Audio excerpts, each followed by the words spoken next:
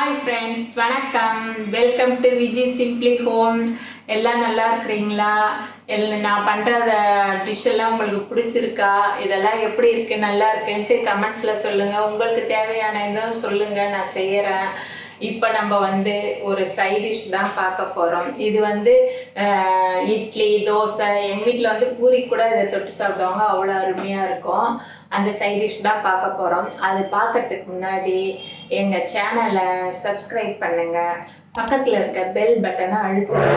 அப்போ தான் நான் தர வீடியோலாம் உங்களுக்கு வரும். அடுத்து நம்ம என்ன சைட் டிஷ்ன்ட்டு பார்க்கலாம். ஒன்றும் இல்லைங்க, வடகரி தான். இட்லி தோசைக்கெலாம் அருமையான ஒரு வடகரி, என் ஸ்டைல் ஆஃப் வடகரி.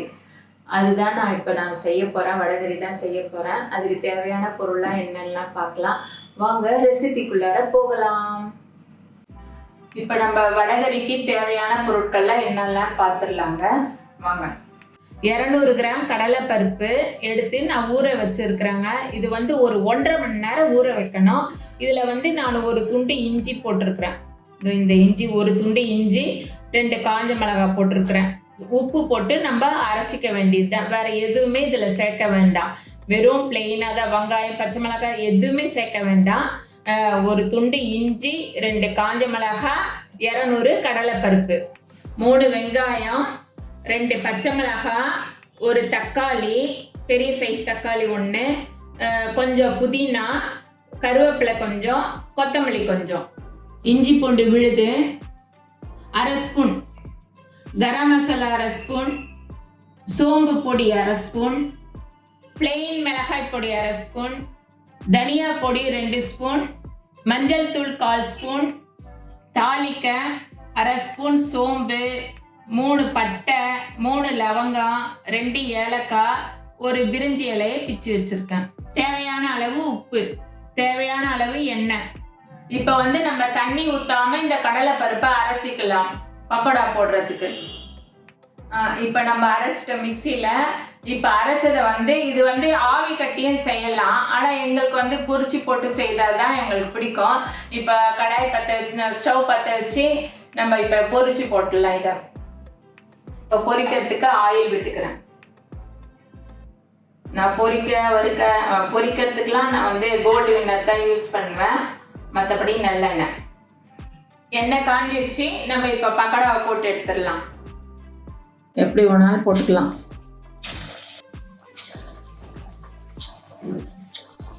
இந்த பக்கோடா மொறுமொறுன்னு வர வேண்டாம். ஓரளவு நம்ம கலர் மாதிரி கொஞ்சம் வெள்ளையாகவே நம்ம எடுத்துக்கலாம். ரொம்ப இது செவக்க வேண்டாம். நாங்கள் ஒவ்வொரு வெரைட்டி ஆஃப் வீடியோலாம் உங்களுக்கு காமிக்கிறோம். இது இன்னும் கார்டன் காமிக்கல, பூஜா இதெல்லாம் காமிக்கல. அதெல்லாம் உங்களுக்கு தேவைன்னா நீங்கள் கமெண்ட்ஸில் சொல்லுங்கள். அதை பற்றியும் நான் உங்களுக்கு எல்லாமே டீட்டெயிலாக சொல்கிறேன். நாங்கள் செய்யறதுலேயே உங்களுக்கு எதெல்லாம் பிடிச்சிருக்குது, நாங்கள் கேம் ஷோ பண்ணுறோம், ஃபுட் ரிவ்யூ பண்ணுறோம், இதில் எது உங்களுக்குலாம் ரொம்ப பிடிச்சிருக்குதுன்ட்டு எல்லாம் கமெண்ட்ஸில் சொல்லுங்கள். இன்னும் வேறு வெரைட்டியாக நீங்கள் இந்த மாதிரி செய்யுங்கம்மா, அந்த மாதிரி செய்யுங்கன்னா நான் அதுவும் பண்ணுவேன். அதில் இருக்கிற குறையெல்லாம் சொன்னால் நாங்கள் அந்த குறையெல்லாம் கூட நிவர்த்தி பண்ணிப்போம். இந்த மாதிரி வெள்ளையாக இருக்க சொல்லவே எடுத்துடணும், செவக்க விட வேண்டாம்.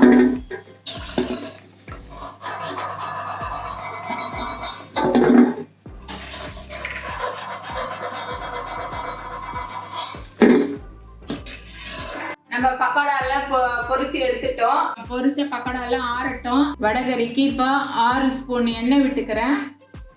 தாளிக்கு எடுத்து வச்சதெல்லாம் இதில் நான் போட்டுறேன்.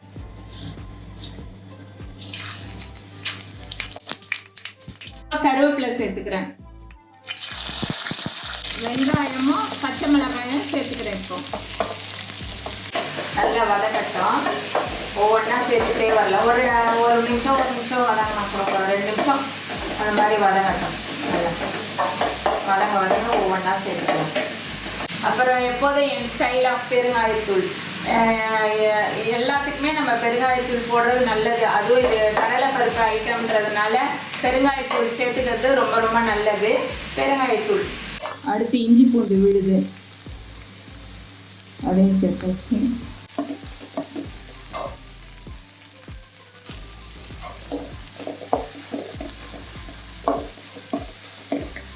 அடுத்து புதினா,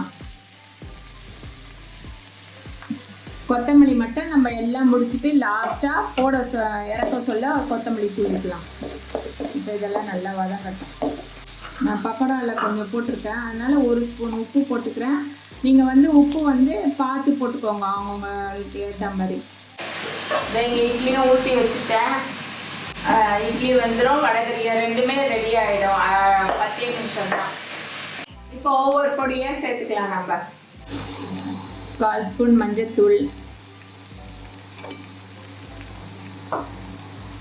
கரம் மசாலா,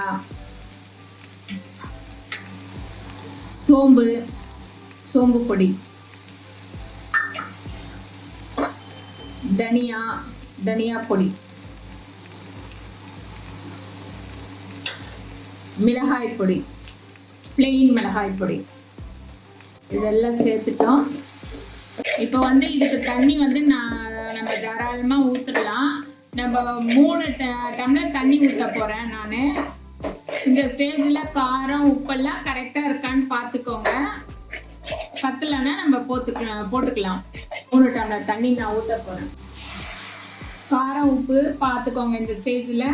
இப்போ இந்த பக்கோடா நம்ம கையிலையும் உதுத்துக்கலாம். அப்படி கையில் வேணான்னா நம்ம மிக்சிலையும் போட்டு அடிச்சுக்கலாம். எப்படி வேணாலும் செய்யலாம், அது நம்ம விருப்பம் தான். இந்த மாதிரி உதுத்துக்கணும், எல்லாம் இந்த மாதிரி உதுத்துக்கணும் பக்கோடாவை. இப்போ இந்த ஸ்டேஜில் நம்ம இந்த பக்கோடாவையும் பக்கோடாவை போட்டுடலாம். இதை உதுத்து வச்சுருக்கிறேன். இந்த பக்கோடாவையும் நம்ம போட்டுடலாம். நான் 3 டம்ளர் தண்ணி வச்சேன். நம்ம பத்தலைன்னா இன்னும் 1 டம்ளர் தண்ணி கூட சேர்த்துக்கலாம், ஒன்றும் பிரச்சனை இல்லை. நான் இன்னும் 1 டம்ளர் தண்ணி சேர்க்க போகிறேன். மொத்தம் 4 டம்ளர் தண்ணி சேர்த்துக்கிறேன். நல்லா இதை சிம்மில் வச்சு ஒரு 10 நிமிஷம் நல்லா கொதிக்கட்டும். எல்லாம் ஒன்றா ஆகும், அந்த காரம் எல்லாம் சேர்ந்து வரும்.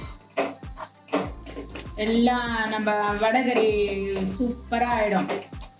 ஒரு 10 நிமிஷம் மூடி போட்டு வச்சுருங்க. சூப்பராக ஆயிடுச்சு பாருங்கள். இந்த ஸ்டேஜில் நம்ம கொத்தமல்லி தூவி இறக்க வேண்டியது தான்.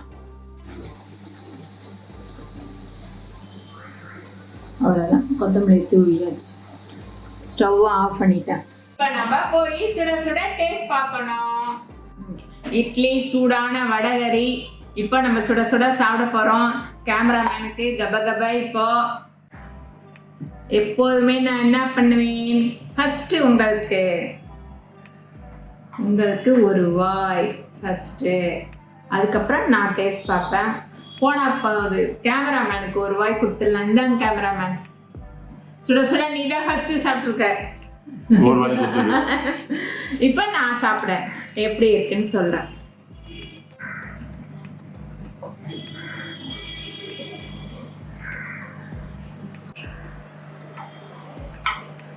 கடலைப்பருப்பு நம்ம பக்கோடா போடுறோம்ல, அதை கொஞ்சம் நம்ம வெள்ளையாக எடுத்தோம்னா தான் அது நல்லா அழகாக ஸ்மூத்தாக நல்லா சாஃப்டாக வரும். அந்த மாதிரி நல்லா பதமாக நல்லா இருக்குது. இது சூப்பராக இருக்குது. அதோடைய டேஸ்ட்டு, உப்பு, காரம், நம்ம போட்டிருக்க பொடி, அந்த சோம்பு வாசனை, கடலை அந்த வடகரிக்கே அந்த சோம்பு தாங்க தூக்கி கொடுக்கறதுங்க. சோம்பு பொடி, நம்ம சோம்பு தாளிச்சது எல்லாம் சூப்பராக இருக்குது. இதே அளவில் செய்யுங்க. கமெண்ட்டில் சொல்லுங்கள் எப்படி இருக்குதுன்னு. இந்த வடகரி பிடிச்சிருந்தா லைக் பண்ணுங்கள், ஷேர் பண்ணுங்கள், கமெண்ட் பண்ணுங்கள். எங்களை சோஷியல் மீடியாவில் ஃபாலோ பண்ணுங்கள். அடுத்த வீடியோவில் உங்களை பார்க்குறேன். பாய்.